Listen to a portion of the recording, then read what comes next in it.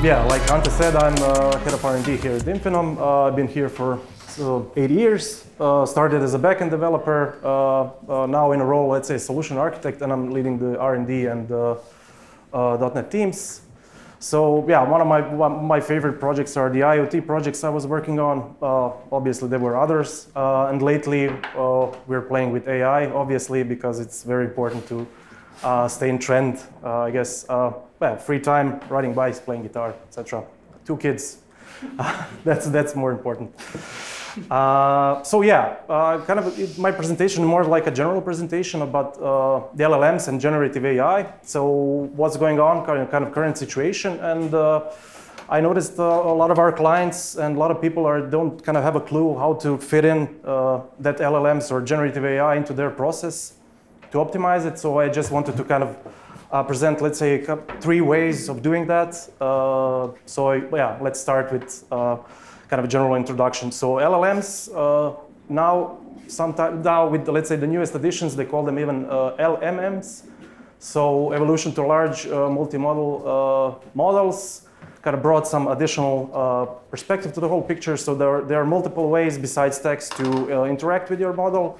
So I think it's very kind of it brought additional possibilities. So obviously increased content length. So it's the context which LLMs work with it's much bigger now compared to, let's say, 1 year. So I think it's huge. There are a lot of ways, there are a lot of tools to fine-tune your models. Open source models are out there as well. So the best ones are probably not yet they're not open sourced.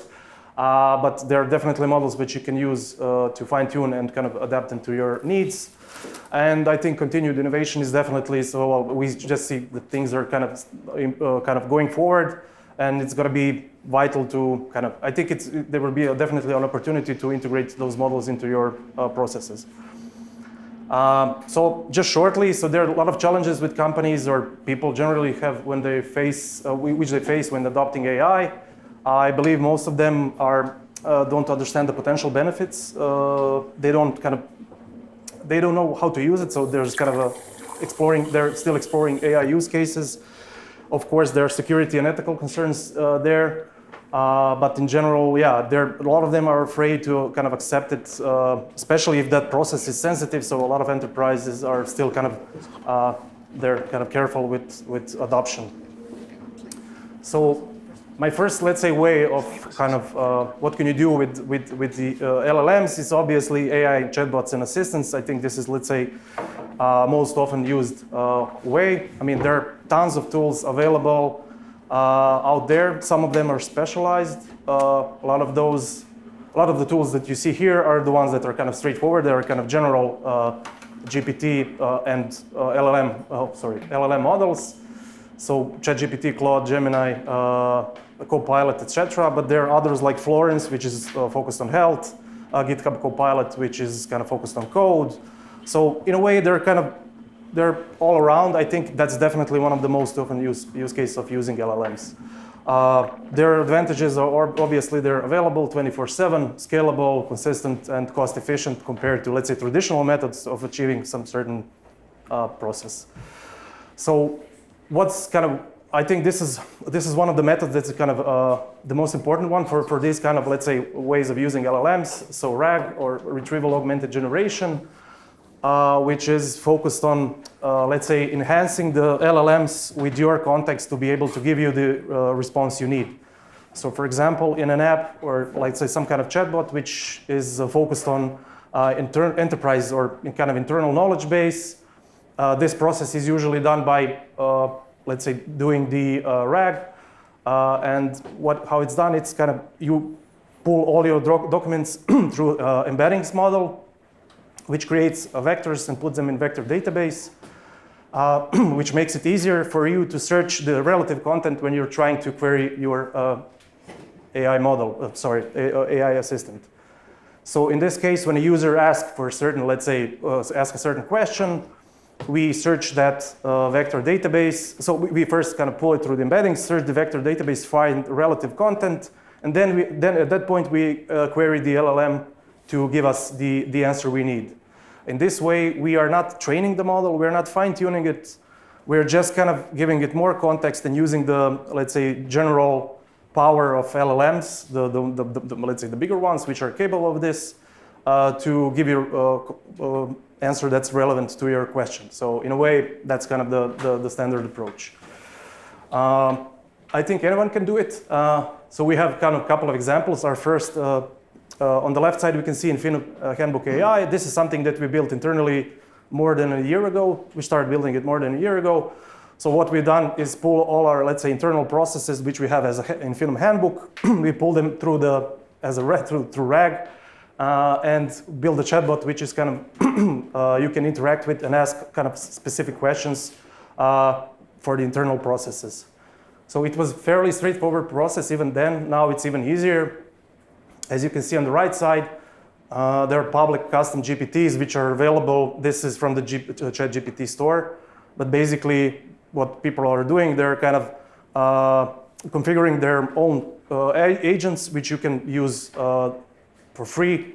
So like I said, it's depending on the use case, but it's quite straightforward to get something that's useful for your company or personally. So that was the, let's say, obvious one. So the next step was kind of LLMs themselves are not usually enough. Like we saw in the previous example, we were using embeddings to give more context, to let's say, to easily search the data you need and give more context to LLMs. But there are definitely others which we can use in combination with LLM to get, let's say, more functionality and achieve better results and achieve what you actually need. So I wanted to talk. So for this case, I wanted to talk about Whisper. So Whisper is an advanced speech recognition model, which is converting speech to text. So let me talk about Whisper first. So it's very accurate, optimized. It's very optimized to process audio data. It has support for a lot of languages, including Croatian and other Balkan languages. It supports real-time transcription. And also you can kind of ask it to transcribe the audio content that you recorded previously.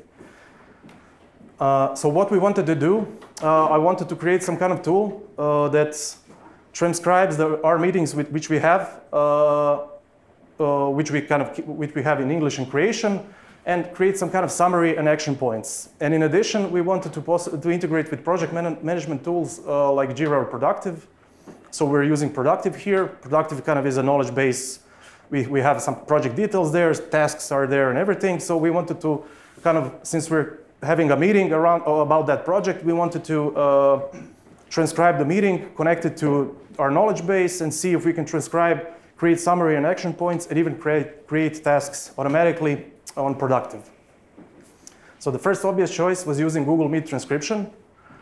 So I'm not sure if anybody tried to use caption on Google Meet. On Croatian, it's pretty funny. Actually, it doesn't work at all, but it's kind of what it generates. It's hilarious. And English is not that good, so I would definitely expect more from Google in this case. I'm not sure if their Gemini model is supporting some, let's say, advanced functionalities now, but like, let's say 2 or 3 months ago, when I was doing this, it was a very terrible experience. And of course, it didn't support summary and action points option at all. So what was the obvious next step? Find other third-party services that can integrate with Meet and try it out. So I've tried, actually haven't tried Fireflies. I heard it was good, but I've tried Fathom and Meet Geek. So for example, Fathom was very good with transcription, but it doesn't support creation. So which wasn't kind of automatically, it wasn't the case. So it does generate some summary and action points, but in a way, yeah, it wasn't supporting creation, so not good enough. Meet Geek was not good enough with both creation and English. So it's similar to what Meet does. So the third step was actually, let's build something ourselves. And what I've done is we haven't cooked it onto the Google Meet directly, but we just kind of used the recording for Google Meet, and I wanted to try it out to see if it even works. So wanted to try the Whisper AI model. And what I've done is created some kind of simple web interface where I can upload audio or video. So if it's a video, it needs to convert it to audio first. And I wanted to pull it through Whisper model. I used OpenAI Whisper on Azure because it was kind of straightforward. It's the same model, just like on OpenAI. And the transcript I got was actually very good. So it contained a lot of details, especially so each word had like a percentage of how accurate the let's say the transcription was. So you can easily kind of even integrate some other tool just to kind of verify the, let's say, verify that transcribed content to see if it's good or not. But the results were pretty good. So even in, let's say, noisy environments, it generated excellent transcription. So next step was kind of getting that transcript, and then our next step would be get some info from Productive about that project, and so pull out all the content that's relevant and call GPT just to kind of create summary and action points, and we send them by email. So the results were pretty good. We're still working on it. We're kind of thinking how can we improve it, but it was more like a test case, or we wanted to see if the AI models are good enough to kind of compete with even the tools that are, let's say, highly popular, or let's say, yeah, that are out there. So in this case, we got much better results compared to, let's say, Google Meet. And our next case, I'm probably going fast. The presentation's big. So the next step, like, let's say it's even more advanced. So I saw a couple of examples where people are using LLMs to help out and train their models. So there are a couple of ideas behind it. So the idea that I really liked was the label images by generating description and annotations. So LLM would annotate your, let's say, the images, the data you have, so you can skip the manual work. And the results were excellent. So I think what it done was pretty big. So there are a couple of other examples. Generating synthetic data that mimic real data. I'm not sure if you're familiar. So if you don't have enough data, or your data is not complete, it can really fill in the missing data, or generate synthetic data that can be used to train your own models. Helping diagnose errors, analyze misclassifications. So it can really help out in that process. So what I wanted to talk about is the annotating data to create smaller models. So for example, if you want to have a model that can run on your mobile phone, or if you want it to run on edge, so for example, on some kind of IoT device that's installed in a factory or whatever, so you can use this process you can use LLMs to speed up this process. So the actual idea was to kind of create some kind of either video of certain things. So for example, if you want to detect if people in factory are wearing those hard hats or whatever, so you can record a video through a factory. You can record all those workers, extract frames from it. So you use some kind of tool that can easily just kind of extracts frames from that, and send those images to LLM for labeling. So it can really detect. So if you send an image of a worker with hard hat, it's going to return, okay, that user is wearing a hard hat. If it doesn't, so that one works definitely. So in the end, it labels images so in speed which it has. So but it's faster than a human being. So let's say, for example, if you have a video, if you have like 24 frames per second, so you can imagine the number of images you get from that video.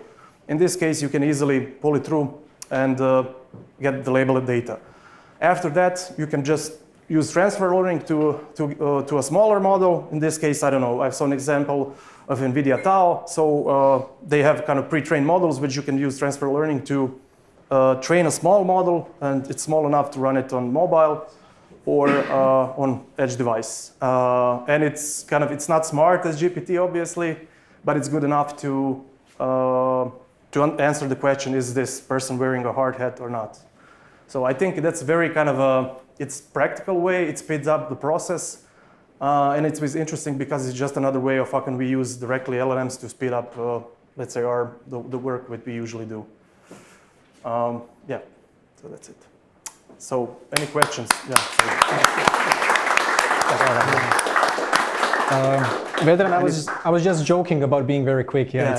If you want to open a slide and just go to some additional back details, and it's repeat fine. everything. Yeah. Ah, okay, cool. What are questions for Vedran?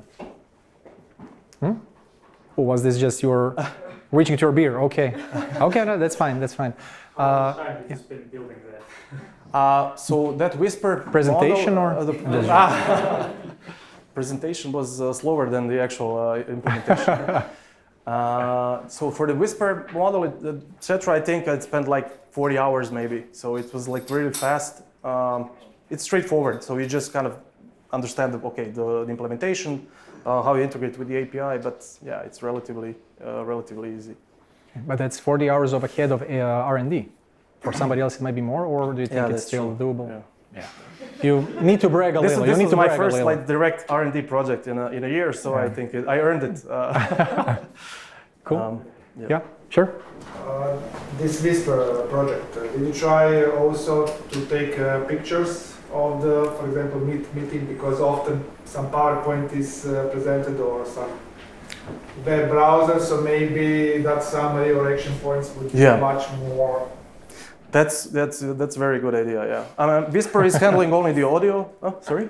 No. I didn't say anything. No, it's very good idea. I was just nodding along. Whisper is handling the audio only, but yeah, you could easily just kind of create additional context and see. But you would have to go. So I've tried it out even on our workshops. They were like 4 hours long. So 4 hours of video content would create a lot of images. So probably, I think I'm not sure if those APIs accept those that big videos, so they can detect if you kind of show something on the some kind of slides or something. But definitely a good Maybe snapshots every 30 seconds. Yeah. So definitely Go ahead. Can you differentiate the speakers? Yes, I mean the Whisper doesn't. So I actually integrated with two services. One of them is quite, let's say, simpler, but has an audio limitation of file limitation of 25 megabytes. And when I tried those big videos, it didn't work. So in that case, I had to use other service which does support. But I think it's a combination of models. In that case, it's not Whisper directly. But yeah. The summary that we created, maybe I can. Feel free. It's not my laptop. So it's not your laptop.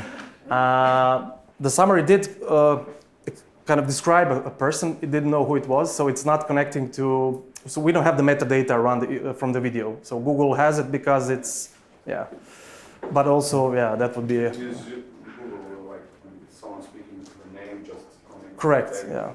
So it's you can actually capture the, let's say, time. At which point they're changing, and then So that would be a great question. Yeah. So if you would run an introduction on the beginning of the meeting, saying like 3 ways keywords, do you think you can train it then to raise the tone of the voice and match it to the initial individual which was identified at the beginning of the meeting? Yes, I'm not sure. So I'm not sure if it's easier just to kind of get the actual metadata, like I said, from the, let's say, Meet has it, and I think they do it just like that. So they actually kind of capture the time which somebody else started talking. They're capturing like the, that moment where somebody starts talking, they can detect input from there, and this is how they do it. It's quite simple. You could, technically, I think it could detect, but you don't know who it is, actually. You need to kind of map it to a person. So you can say, okay, Ante, say something, then I capture, okay, it's you. And this is your idea. So somebody would say, I don't know, Philadelphia, and then, this is the Philadelphia person. Then New York, this is the New York, like in the Tarantino movie or something like that. Beginning of the meeting anyway, so just help the model train itself faster. That it's, Makes sense. There was no training here, just to kind of, it was quite straightforward. I mean, my presentation was kind of, I wanted to point out that it's very easy to try anything with it.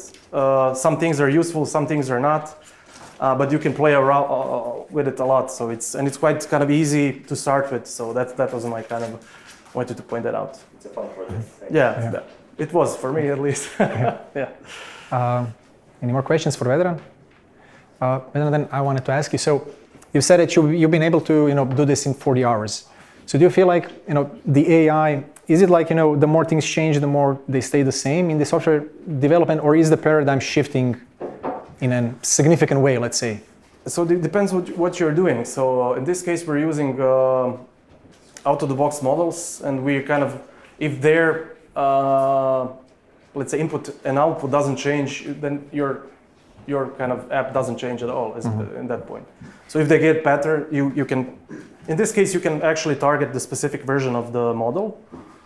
So if there's a new version, you can just target the next one. So that would be the only change. So it kind of, I don't think anybody, so the thing is, building this kind of model yourself, it would be impossible, I guess. So building a Whisper model, it's not for us. So, I mean, we are kind of, generally we're building more specialized models like recommender systems, etc. here at Infinum, which are targeted for that specific use case only, and that's it. And for the AI that's gonna record this was Oliver running. Yeah, Oliver. Just so that it's, okay, cool. Thank you, Vedran. Thank you very much. Thank you.